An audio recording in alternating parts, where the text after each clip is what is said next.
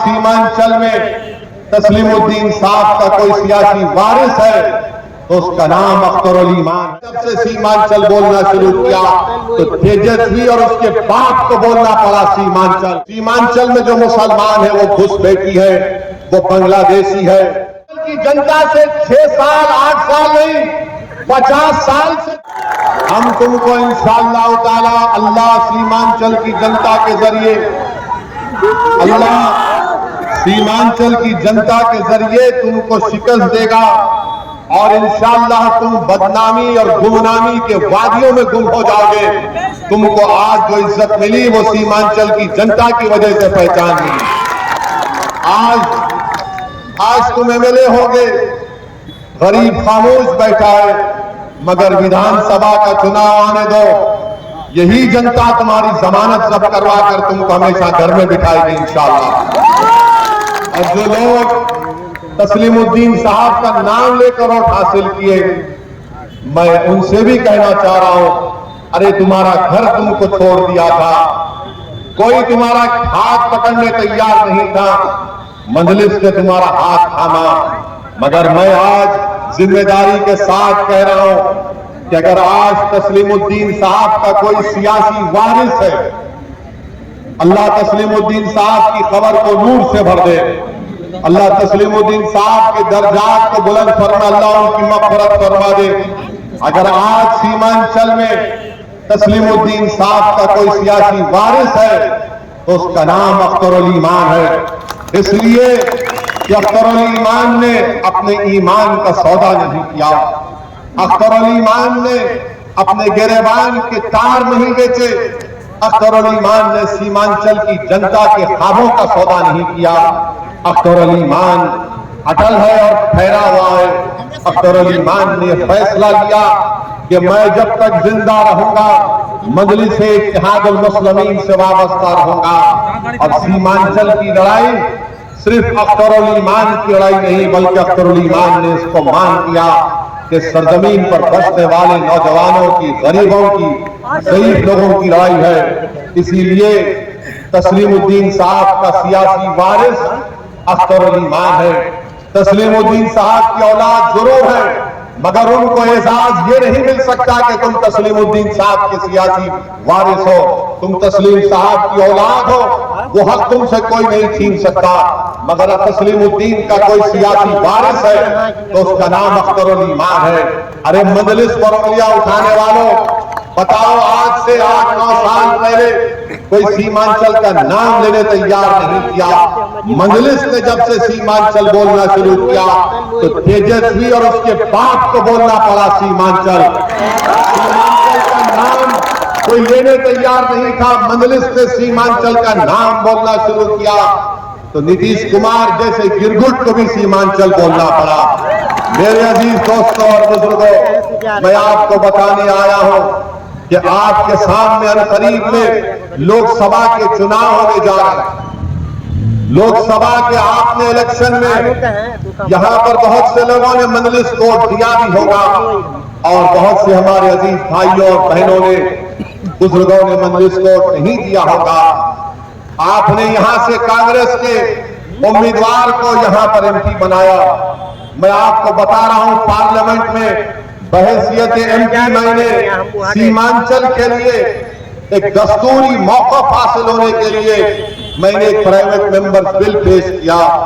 मैंने हमेशा अपनी हर तकरीर उठाकर, देख लो आप, जब से अल्लाह ने असदुद्दीन ओवैसी को सीमांचल की आवाम की खिदमत करने का मौका दिया, मैं अपनी पार्लियामेंट की हर तकरीर में, हर सेशन में मेरी जबान से अल्लाह सीमांचल का लफ्ज निकालता हूं। CAA का कानून आया तो मैंने कहा यह कानून का इतलाक सबसे ज्यादा जुल्म होगा सीमांचल की जनता पर, क्योंकि मोदी और बीजेपी ये कहती है कि सीमांचल में जो मुसलमान है वो घुसपैठी है, वो बांग्लादेशी है। मैंने सीमांचल को सामने रखकर, भारत के गरीब और मजलूम मुसलमान और दलितों को सामने रखकर, मोदी के 3 एमपियों के सामने पूरी पार्लियामेंट में उस कानून को फाड़ दिया और कहा कि मैं इस कानून को नहीं मानता हूं। मेरे अजीज दोस्तों और बुजुर्गों, मैं आपको बता रहा हूं जरूरी बात असदुद्दीन ओवैसी ने सीमांचल के आईनी मौकफ के लिए पार्लियामेंट में प्राइवेट मेंबर्स बिल दिया। आपको मालूम कांग्रेस के एमपी ने क्या कौन सा बिल दिया? आप जानते हैं कि कांग्रेस के मौजूदा संसद एमपी ने कौन सा बिल दिया पार्लियामेंट में? सीमांचल के इंसाफ का बिल नहीं दिया। सीमांचल में जो जमीन कटती है हजारों एकड़ वो नहीं दिया। मकाई की कीमत के बारे में नहीं दिया। चाय की पैदावार के बारे में बात नहीं किया। अनानास के पैदावार के बारे में बात नहीं किया। कभी एक बार तो बात करनी होगी तालीम के बारे में। उन्होंने कौन सा कानून बनाने के लिए सिफारिश की? आपको मालूम? अख्तरुल ईमान, आपको मालूम कौन सा बिल दिया? उन्होंने सरकार से इस बात का मुतालबा किया कि जो जानवरों को मारता है उस पर और सजा बढ़ा दी जाए। यह कानून आपके मौजूदा एमपी साहब ने पार्लियामेंट में दिया। वेबसाइट पर जाकर देखो। मैं पूछना चाह रहा हूं डॉक्टर साहब, जो जानवरों को मारता है उस पर सजा बढ़ा दी जाए तो बताओ, जो सीमांचल की जनता से 6 साल 8 साल नहीं 50 साल से धोखा दे रहा है उस पर क्या कानून लागू होना? बताओ मुझे। जानवर को कोई मारता है तो सजा बढ़नी चाहिए, तो क्या सीमांचल पर बसने वाले इंसान नहीं है? सीमांचल पर बसने वाले लोग जो बच्चे यतीम हो जाते हैं, जो बच्चे अपने घर बार को छोड़कर रोजी की तलाश में भारत के कोने कोने में चले जाते हैं, बताइए डॉक्टर साहब, क्या सजा मिलनी चाहिए उन लोगों को जिन्होंने सीमांचल की जनता के ख्वाबों को चूकना-चूर कर दिया? अरे जिसकी हजारों एकड़ जमीन कट जाती है, उस जो जिम्मेदार है उसको क्या सजा मिलनी चाहिए? तो मालूम हुआ डॉक्टर साहब को जानवरों से मोहब्बत है और अख्तरुल ईमान को सीमांचल की जमीन पर बसने वाले हर इंसान से मोहब्बत है। तो मेरे अजीज दोस्तों और बुजुर्गों, ये फर्क है अख्तरुल ईमान में और मौजूदा मेंबर ऑफ पार्लियामेंट में। आप अपने वोट का सही इस्तेमाल करिए, अपने वोट का गलत इस्तेमाल मत होने दीजिए। अब पार्लियामेंट में आप कहेंगे कि नहीं, हमने उनको उस बड़ी पार्टी को वोट दिया। मेरे भाई, उस बड़ी पार्टी ने क्या काम किया बताइए? ट्रिपल तलाक का कानून आया तो मरहूम मौलाना की अल्लाह मग़फ़िरत करे उनको बोलने नहीं दिया। CAA का कानून आया, नहीं बोलने दिए, कुछ बोल नहीं सके। अब ये आखिरी पार्लियामेंट का सेशन हुआ, नरेंद्र मोदी ने पूरे देश में अक्सरियती तबके को मुत्तहिद करने के लिए एक बहस करवा दी कि 22 जनवरी को तारीखी दिन था। बताओ, कांग्रेस के जो लोगों ने तकरीर की उनकी तकरीर पढ़ लीजिए आप। और असदुद्दीन ओवैसी ने जो आपकी तरफ से कहा, जो अल्लाह ने मुझे बोलने का मौका दिया, मैंने खड़े होकर यह कहा कि 22 जनवरी की बुनियाद 6 दिसंबर को रखी गई थी जब बाबरी मस्जिद को शहीद किया गया था। 22 जनवरी की बुनियाद जब ताले खोले गए थे रखी गई थी। 22 जनवरी की बुनियाद उस वक्त रखी गई थी जब जीबी पंत ने मस्जिद में मूर्तियों को नहीं निकलवाया। आज आप जब वोट डालने जाएंगे, पूछो डॉक्टर साहब से, डॉक्टर साहब तुमने अपनी जबान से लफ्ज बाबरी मस्जिद कब बोला था, वो बताओ। नहीं बोल सकेंगे, डरते हैं बोलने के लिए, क्योंकि एक तो उनकी पार्टी में उनका नंबर कम हो जाएगा और दूसरा उनको ये लगता है कि दूसरों का वोट नहीं मिलेगा। मैं ये सब कुछ पार्लियामेंट पर आपके दरमियान में इसलिए नहीं कह रहा हूं कि मुझे तुम्हारा वोट चाहिए, मैं इसलिए कह रहा हूं कि मैं एक दिन मरूंगा और मुझे कब्र में जाना है और दोबारा मुझे तुमको उठाया जाएगा और रब्बे करीम सबसे ज्यादा पूछेगा तो हम लोगों से कि बताओ तुमको हमने मुकाम दिया था तो तुमने क्या किया, क्या कहा।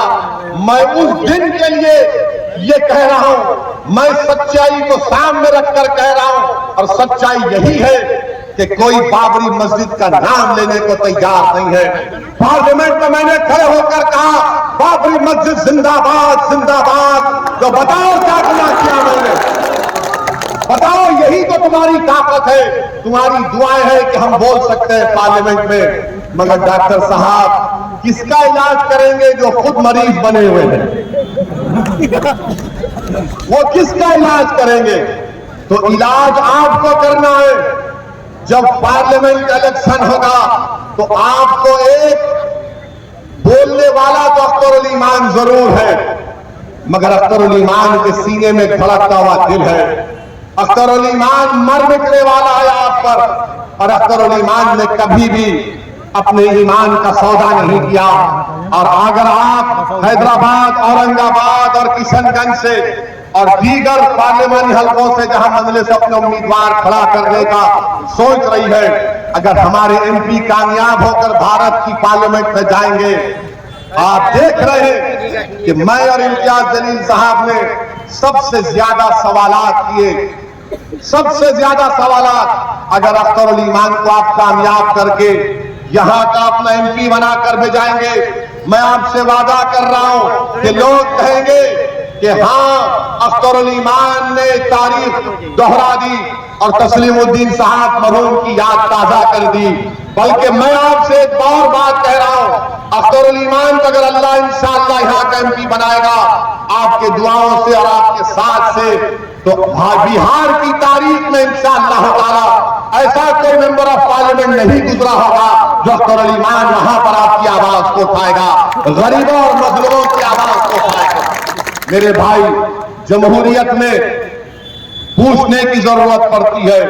कोई अगर पार्लियामेंट जाता है तो सिर्फ पार्लियामेंट की बड़ी बिल्डिंग को देखकर खुश होने के लिए नहीं जाता। अगर मैं एमपी बनकर हैदराबाद की आवाम ने मुझे 4 मरतबा भिजाया तो इसलिए नहीं भिजाया कि असदुद्दीन ओवैसी बड़ी इमारत को देखकर बैठ जाए। आवाम ने हमको इसलिए भिजाया कि जब कभी भी कोई नाइंसाफी होगी तुम उठो और हमारी आवाज को बयान करो। जब कोई कानून बनेगा शरीयत के खिलाफ, तुम खड़े होकर उसकी धज्जियां उड़ा दो आईन को सामने रखकर। यही सोचकर तो आवाम वोट डालती है कि मेरी आवाज बनकर जाएगा, ये मेरे जज्बात की तर्जुमानी करेगा, मेरे सीने में जो जज्बात का तूफान उमड़ रहा है वो अपनी जबान से उस तूफान को बयान करेगा, वो मेरी तर्जुमानी करेगा, वो गरीबों के हक के लिए लड़ेगा। इसीलिए मैं आपसे अपील करने आया हूं कि आप अख्तरुल ईमान साहब को कामयाब करें। याद रखिए, टीपू सुल्तान से गद्दारी करने वाले कौन, सिराजुद्दौला से गद्दारी करने वाले कौन? यही मीर जाफर, मीर सादिक। ये नंगे दीन है, ये नंगे वतन है। अरे तुम मेरी मुखालिफत करते हो कि असदुद्दीन ओवैसी वोट काटता है। मैं आज तुम्हारे दरमियान में खड़े होकर कह रहा हूं कि क्या लालू यादव ने आज नहीं कहा कि हमारे दरवाजे नीतीश के लिए खुले हैं? लालू जी, आपका घर तो खुल गया, अब कौन सा दरवाजा खोलेंगे नीतीश के लिए आप?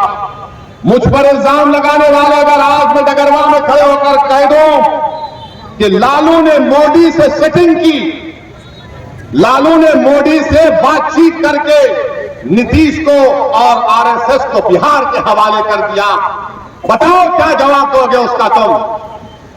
तुम समझते हो कि जबान सिर्फ तुम्हारे मुंह में है?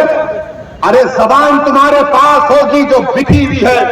मगर मैं आज कह रहा हूं कि क्या तेजस्वी और लालू जिम्मेदार नहीं है बिहार में बीजेपी को लाने के लिए? बताओ आप। अगर हम चुनाव लड़े तो वैसे काट रहा है। आप नीतीश, एक बार नीतीश ने आपको धोखा दिया, आपने फिर उसको साथ दिया, दूसरी मर्तबा आपने बीजेपी को सत्ता दे दी, इख्तियार दे दिया। और मैं चुनाव लड़ता हूं, सीमांचल की इंसाफ की बात करता हूं, मैं मुजरिम हो जाता हूं। ये सत्ता में बैठकर मलाई खा लेते हैं, पैसे कमाते हैं, म्यूटेशन के नाम पर 20-20 हजार रुपए रिश्वत दी जाती है, मगर कोई उंगली नहीं उठाता। बीजेपी अगर आज सत्ता में है बिहार में तो तेजस्वी और लालू यादव की वजह से है, ओवैसी की वजह नहीं है। बताओ फिर क्यों नहीं कहा जाता इस बात को मेरे भाई?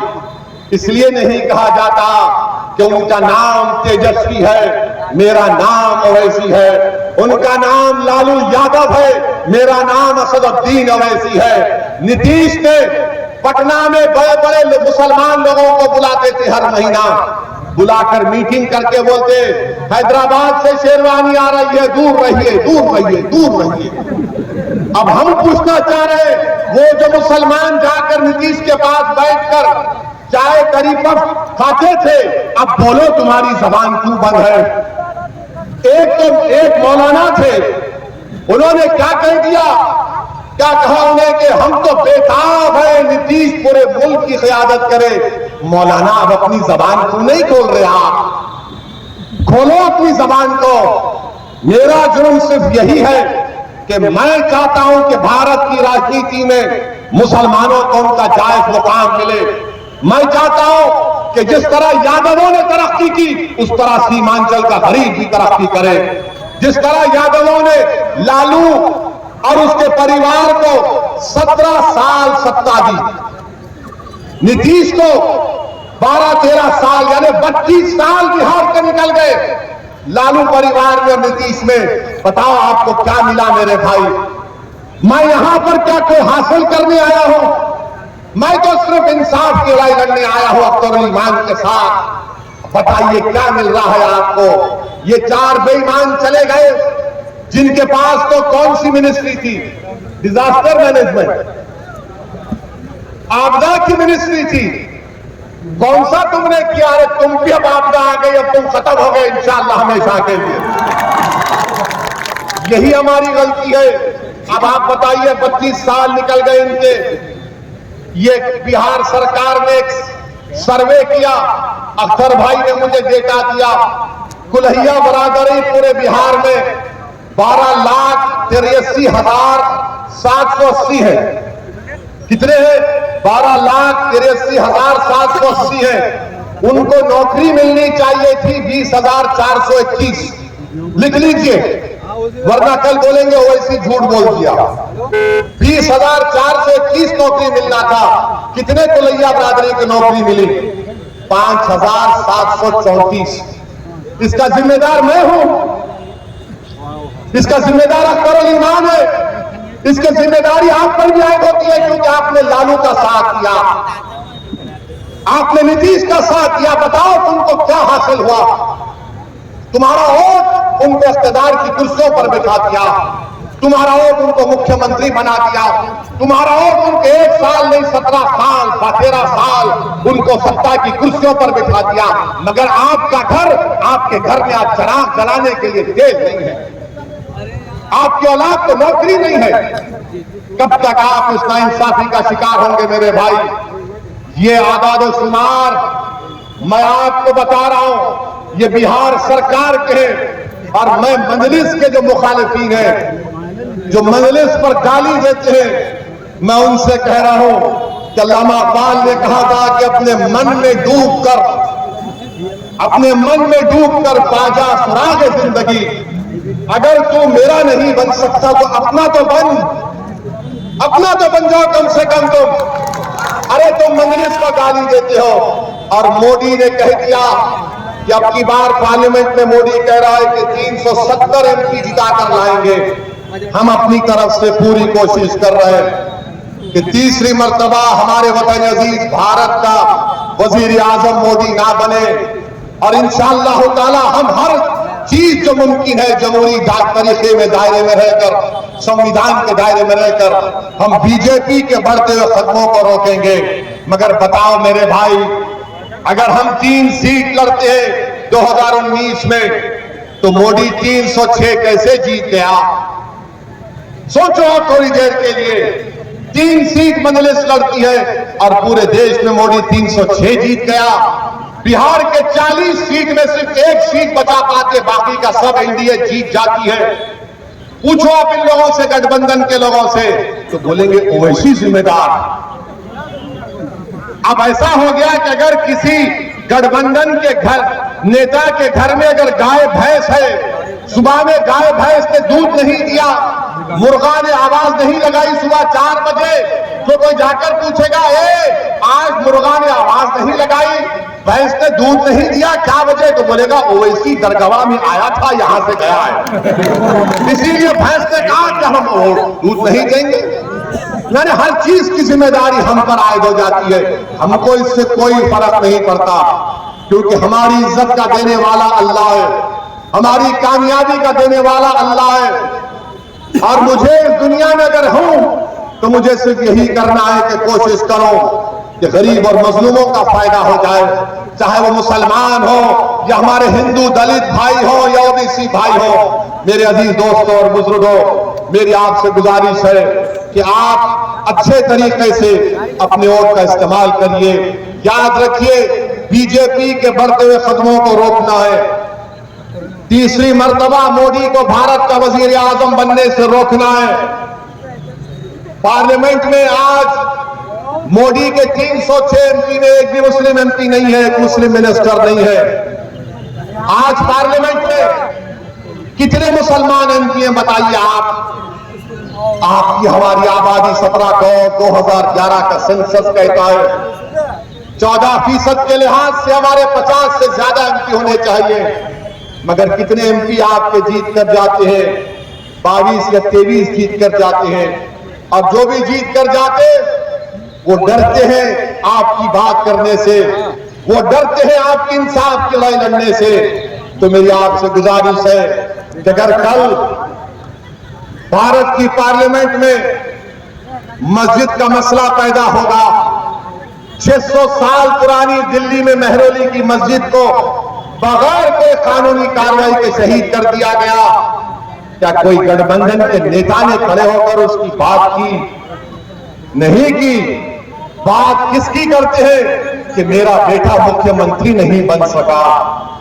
मैंने पार्लियामेंट में खड़े होकर कहा कि नरेंद्र मोदी मुसलमानों से उनकी शनाख्त को खींच रहे हैं। हमारी शनाख्त तो मस्जिद है।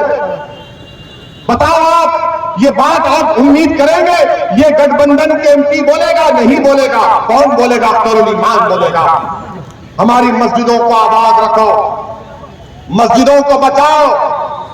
मैं जिम्मेदारी के साथ कह रहा हूं आप तमाम से, मस्जिद की हिफाजत करने का हुक्म अल्लाह कुरान में हमको दिया है, और मुफस्सरीन ने उस आयत का तर्जुमा इस तरह किया कि अल्लाह के घर को वही लोग आबाद रखते हैं जो अल्लाह पर ईमान रखते, जो आखिरत पर ईमान रखते और अल्लाह के सिवा किसी से नहीं डरते। अपने मस्जिदों को आबाद रखो। याद रखो, हमारी मस्जिदों को हमसे छीनना चाहता है, हमारे मस्जिदों को हमसे छीनना चाहते हैं। शरीयत में मदाखलत की जा रही है। उत्तराखंड में यूनिफॉर्म सिविल कोड का नाम तो यूनिफॉर्म, मगर कानून का इतलाक सिर्फ मुसलमानों पर। मेरे भाई, ऐसे कठिन नाजुक वक्त में मेरी आपसे अपील है कि पार्लियामेंट के इलेक्शन में मजलिस को कामयाब करिए। हमारा रिकॉर्ड आपके सामने है। जिनको आपने आजमा लिया, अब दोबारा गलती मत करिए। मजलिस आपकी जमात है। मैं फिर से कह रहा हूं कि मजलिस आपकी आवाज है।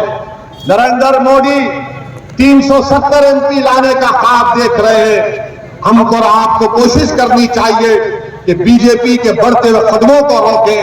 वोट डालने वाले हैं हम, मगर वोट लेने वाले भी बनिए। और मोदी जी के बारे में हम एक बात तो कहना चाहेंगे। आपने देखा, भारत के प्रधानमंत्री दुबई को गए थे। दुबई को गए तो दुबई के शेख को ऐसा गले लपटे, उससे ऐसा लग रहा था कि दो भाई मिल रहे हैं, या हबीबी बोल के उससे मिले। हम मोदी जी से पूछना चाह रहे हैं, हम मोदी जी से एक बात कहना भी चाह रहे हैं। मोदी जी, कभी अपने घर में आप बिल्किस बानो को बुलाइए।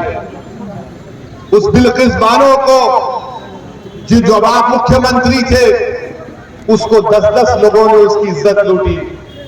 बिल्किस बानो हामिला थी, हमारी बेटी। उसकी 3 साल की बेटी को कत्ल कर दिया, उसकी मां का कत्ल हो गया, उसके परिवार के 2 लोगों का कत्ल हो गया। मोदी जी, जब आप दुबई के शेख को गले लगा सकते हैं, एक मासूम बिल्किस बानो को अपने घर को बुलाइए, उसके सर पर हाथ रखिए और उससे कहिए कि तुम मेरी बेटी की तरह हो, तुमसे इंसाफ होगा। मगर मोदी जी करेंगे या नहीं करेंगे मुझे नहीं मालूम, मगर बिल्किस बानो की आवाज भी मजलिस ने उठाई है। मेरे अजीज दोस्तों और बुजुर्गों, इस कठिन हालात में हम आपसे अपील कर रहे हैं कि इस कठिन हालात में हम आपसे अपील कर रहे हैं कि आप सीमांचल के इंसाफ के लिए मजलिस का साथ दीजिए। और यहां पर आप जानते हैं कि पूर्णिया के एयरपोर्ट का मसला है, कभी आप सुने डॉक्टर साहब की जबान से? नहीं सुने। डॉक्टर साहब ये चाहते हैं कि जानवरों को जो जुल्म करे उस पर सजा बढ़ जाए। डॉक्टर साहब काश तुम बोलते पूर्णिया का एयरपोर्ट भी बन जाए, काश तुम बोल देते, मगर हमने कई मर्तबा उठाया है।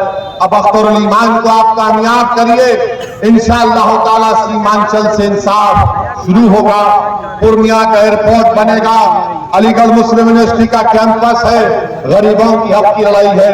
हम आपसे अपील कर रहे हैं कि एक बार यहां से आप अख्तरुल ईमान को अपना MP बनाकर पार्लियामेंट में भेजाइए। बहुत बहुत शुक्रिया। अस्सलाम वालेकुम व रहमतुल्लाहि व बरकातहू। नौजवानों, आप लोगों का बहुत बहुत शुक्रिया। पार्टी ने 2 नारे दिए, हमारे रंजन साहब पासवान को शरीक होना है और जनाब एडवोकेट जुनैद साहब को उनके गले पर माला डालकर इस्तकबाल किया जाए। पार्टी ने नारा दिया है कि कांग्रेस ने, राजद ने, जदयू ने, भाजपा ने, सबने धोखा दिया है। धोखा दिया कि नहीं? सबके दिल में है खोट, अब अपनी पार्टी अपना वोट, सब बेमानों ने दिया है चोट, अपनी पार्टी अपना वोट, अब मिलेंगे बेमानों को वोट, अपनी पार्टी अपना वोट।